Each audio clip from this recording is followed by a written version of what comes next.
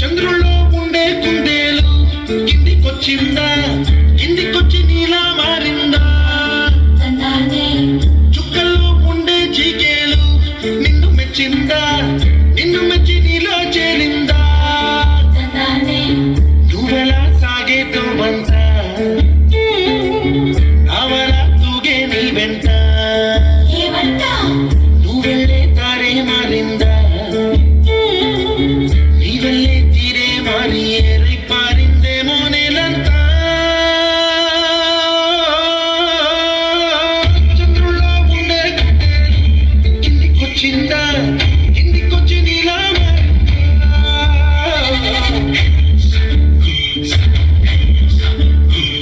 రెండు సార్లు heart stroke వచ్చింది, ఇంకోసారి వచ్చిందంటే బ్రతకడం కష్టం. నీకు చాలా సార్లు చెప్పాను నువ్వు ఎక్కువ పని చేయకుండా రెస్ట్ తీసుకో అని, కానీ నువ్వు కూతురు కూతురు ఆనందం అని చెప్పి నీ ఆరోగ్యం పాడు చేసుకుంటున్నావు. ఇలా అయితే బ్రతకడం కష్టమయ్యా. నా కూతురి ఆనందం కంటే నాకేది ముఖ్యం కాదు. తనని ఆనందంగా ఉంచడంలోనే నేను ఆనందంగా ఉంటాను. నాన్న త్వరగా రా నాన్న, నాకు బాగా ఆకలిస్తుంది, తొందరగా ఇంటికి వెళ్ళిపోదాం. మరేం పర్లేదు డాక్టర్, నేను చూసుకుంటాను.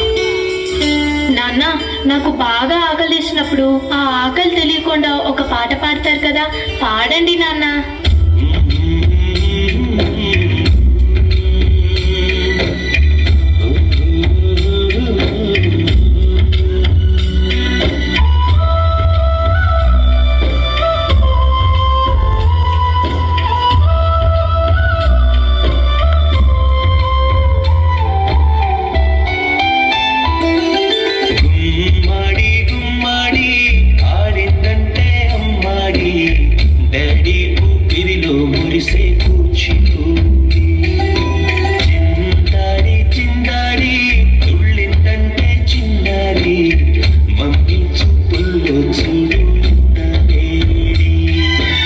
నాన్న కాళ్ళు నొప్పి వస్తున్నాయి నాన్న.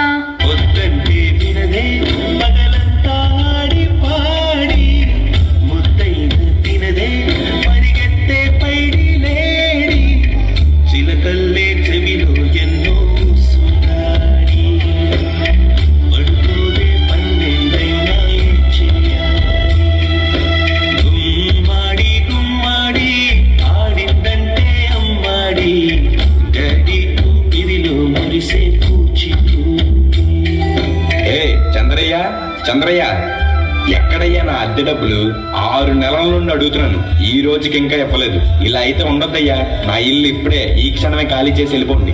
అయ్యా కొంచెం చిన్నగా మాట్లాడండి అయ్యా, లోపల నా కూతురు నిద్రపోతుంది, విన్నదంటే బాధపడుతుంది. ఎలాగైతే 2 రోజులకు డబ్బులు కట్టేస్తానయ్యా. ఏంటి చిన్నగా మాట్లాడాలా? అద్దె కట్టడం చేత కాదు కానీ కూతురు ముందు పరువు కావాల్సి వచ్చిందా? రేపటి కల్లా నా అద్దె డబ్బులు నాకు ఇవ్వకపోతే ఇంట్లో ఒక్క సామాను కూడా ఉండేవు. ఏమైంది నాన్న? ఏం లేదు, పద పడుకుందాం. నేను మొత్తం విన్నాను నాన్న, నువ్వేం బాధపడకు నాన్న. నేను బాగా చదువుకొని ఒక మంచి ఉద్యోగం చేస్తాను, మనమే ఒక మంచి ఇల్లు కట్టుకొని ఆనందంగా ఉందాం. అప్పుడు ఎవరికి డబ్బులు ఇవ్వాల్సిన అవసరం లేదు కదా. నువ్వేం బాధపడకు నాన్న. ఎన్నెన్నో ఆశలతో పెంచానమ్మ గుండెల్లో,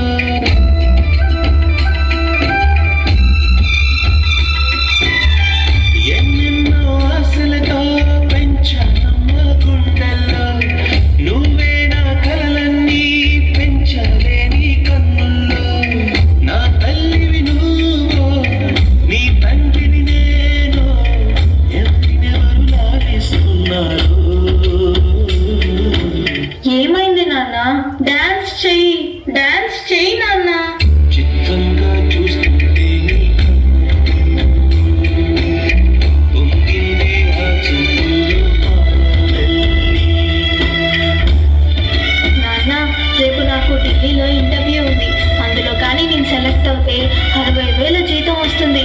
ఇక మన కష్టాలన్నీ తీరిపోతాయి, హ్యాపీగా బ్రతికేయచ్చు. నీ ప్రశ్నలు నీవి, ఎవ్వరో బదులివ్వరుగా. జాగ్రత్త అమ్మా, నీకోసం ఎదురు చూస్తూ ఉంటాను. త్వరగా వచ్చేవా? ఖచ్చితంగా ఆ జాబ్ ని సంపాదించే వస్తా. ఏ గాలో నిన్ను తరుముతుంటే అల్లరిగా, మరి నేను వెళ్ళొస్తాను నాన్న, నువ్వు జాగ్రత్తగా ఉండు. ఆగాలో లేదు తెలియదంటే చిల్లదుగా. ఈ జాబ్ నాకు చాలా అవసరం. మా నాన్న నా కోసం ఎంతో కష్టపడ్డాడు. మా నాన్నని హ్యాపీగా ఉంచాలంటే ఈ జాబ్ నాకు రావాలి. బతుకంటే నా బంగారు తల్లి. నేను పని చేయట్లేదు, డబ్బులకి ఇబ్బంది పడుతున్నా అని తాను జాబ్ చేస్తా అని ఇంటర్వ్యూకి వెళ్ళింది. సర్లే, నేను ఇంకా ఎన్ని రోజులు బ్రతుకుతానో కూడా తెలీదు. తనకి జాబ్ వస్తే తనే హ్యాపీగా ఉంటుంది. నా పాపకి జాబ్ వస్తుంది, దేవుడు ఉన్నాడు, జాబ్ ఖచ్చితంగా వస్తుంది.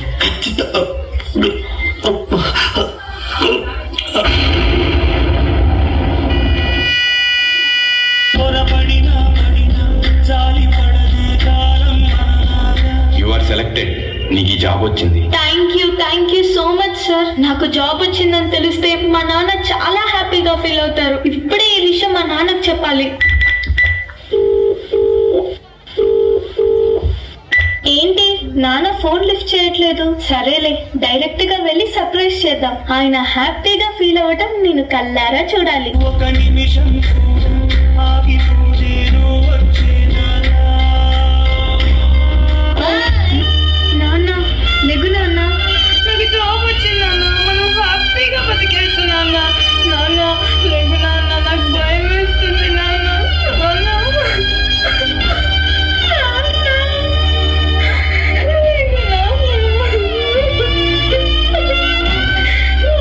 ప్లీజ్ నాన్న లెగిసి చూడు నాన్న. అందులో కానీ నీకు సెలెక్ట్ అయితే 60,000 జీతం వస్తుంది. ఇక మన కష్టాలన్నీ తీరిపోతాయి. హ్యాపీగా బ్రతికేయచ్చు. నాన్న లెగు నాన్న, నాతో డాన్స్ చేస్తావు కదా నాన్న, ఇప్పుడు కూడా చేద్దాం లే నాన్న. నాతో కలిసి డాన్స్ చేయి నాన్న, ప్లీజ్ నాన్న.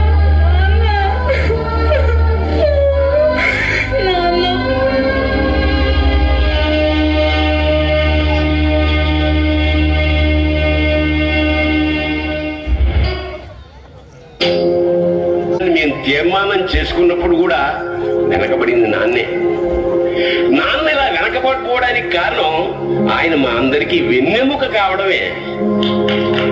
వెన్నెముక వెనక ఉండబట్టే కదా దన్నుగా నిలబడగలుగుతున్నాం. ఇదేనేమో నాన్న వెనకబడిపోవడానికి